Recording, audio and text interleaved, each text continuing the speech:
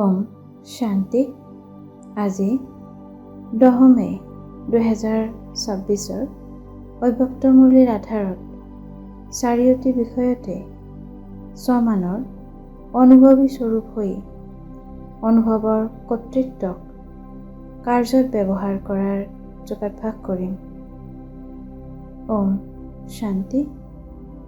মই ব্ৰাহ্মণ আত্মা, গোটেই সংসাৰৰ ভিতৰতে বিশেষ আত্মা হওঁ। কোনোবাৰ মাজত কোনোবা আত্মা হওঁ, কিয়নো মই সাধাৰণ শৰীৰত অহা বাবাক চিনি পাইছোঁ। বাপ দাদাই মোক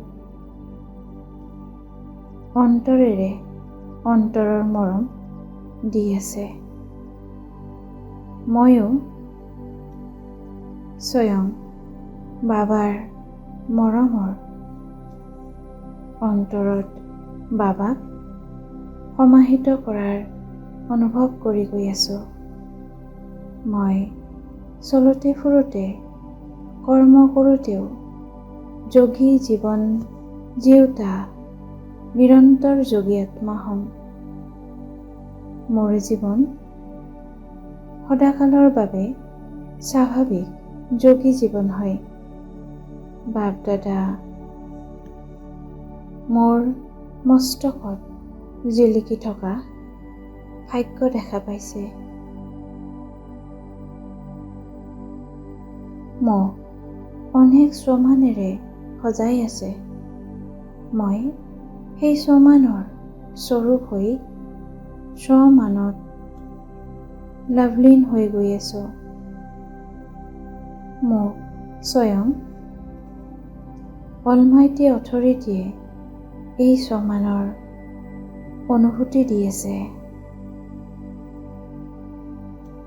এতিয়া সময় অনুসৰি বাপ দাদাই এয়াই বিচাৰে যে মোৰ প্ৰতিগৰাকী সন্তান প্ৰতিটো কথাত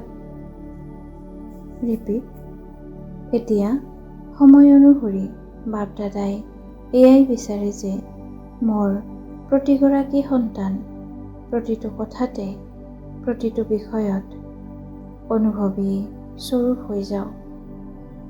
মই অনুভৱী স্বৰূপ আত্মা হম। মই কোনো প্ৰকাৰৰে দেহ অভিমান আহিব দিব নোৱাৰোঁ। মোৰ নিচিনা অনুভৱী আত্মাক মায়াই কেতিয়াও পৰাস্ত কৰিব নোৱাৰে। মই মোৰ প্ৰতিটো কাৰ্যতে সমৰ্থৰ অনুভৱ কৰোঁ। মই পৰিশ্ৰমৰ পৰা মুক্ত বাবাৰ মৰমত সমাহিত হৈ থাকোঁ। বাপ দাদাৰো মোৰ প্ৰতি বহুত আন্তৰিক মৰম আছে। সেইবাবে মই পৰিশ্ৰম কৰাটো বাপ দাদাই চাব নোৱাৰে। মই সহজ, স্বাভাৱিক আৰু নিৰন্তৰ কৰ্মযোগী জীৱন জিউতা আত্মা হওঁ। সেয়া হয়তো সেইবাৰেই সফলতা হ'ব পাৰে, নতুবা ধাৰণাত স্বভাৱ সংস্কাৰ পৰিৱৰ্তন কৰাৰেই হওক, যোগত অটল হৈ থকাৰে হওঁ। মই প্ৰতিটো বিষয়তে অনুভৱী মূৰ্ত হওঁ। এতিয়া সময় প্ৰমাণ সকলো হঠাৎ হ'ব। প্ৰকৃতিয়েও হঠাতে খেল আৰম্ভ কৰি দিব। তথা মই আত্মাই সেই সময়ৰ বাবে সদ্য প্ৰস্তুত হ'বলৈ প্ৰচেষ্টা কৰি আছোঁ।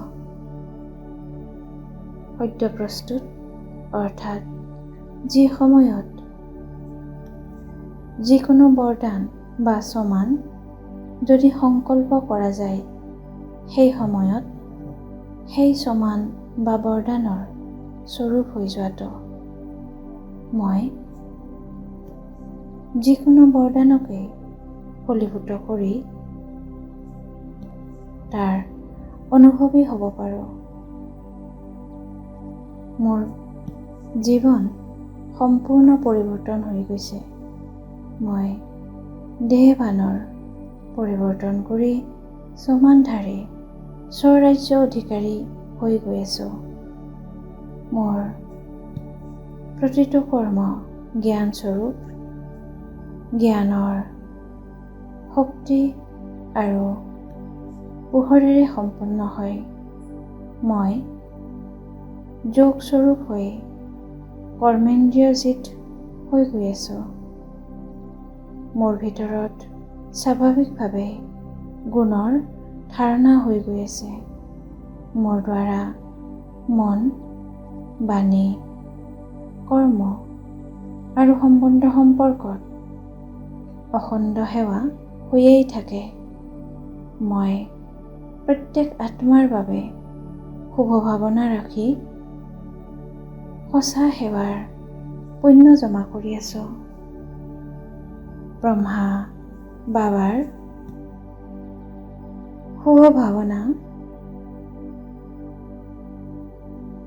তিনিটি শব্দ: নিৰাকাৰী, নিৰ্বিকাৰী, নিৰহংকাৰ, যি শিক্ষা ৰূপেৰে আমি প্ৰাপ্ত কৰিছোঁ। মই পিতাক অনুসৰণ কৰি সেয়া শিক্ষাসমূহৰ স্বৰূপ হৈ গৈ আছোঁ।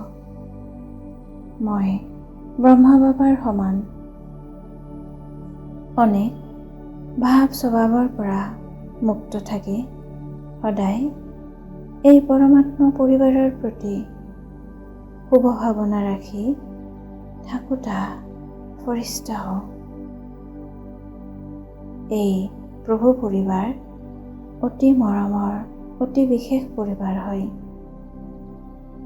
বাপ দাদাই মোক দেখি বাহ সন্তান বা গীত গাই আছে। ওম শান্তি।